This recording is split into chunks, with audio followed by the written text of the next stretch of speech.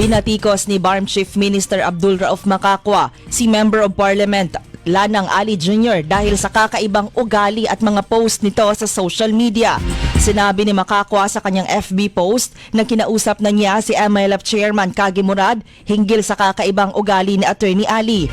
Silang dalawa ay kapwa-kasapi ng Moro Islamic Liberation Front o MILF. Nagtataka si Macacua na napakalayo ng ugali ni Attorney Ali Jr. sa kanyang tatay na si Attorney Lanang Ali Sr. at ni Engineer Muhajirin Ali na napakadisiplinado. Sinabi ni Macacua na kung hindi titigil si Attorney Ali Jr. sa mga ginagawa nito, siya ang magiging ugat ng pagbagsak ng United Bangsamoro Justice Party o UBJP. Nagtataka si Macacua bakit panay ang banat sa kanya ni Attorney Ali Jr. gayong hindi niya naman ito kinalaban o binatikos ni minsan. Kumbaga, ayon kay Macacua, umapaw na ang kanyang pasensya kaya kailangan niya magsalita sa social media.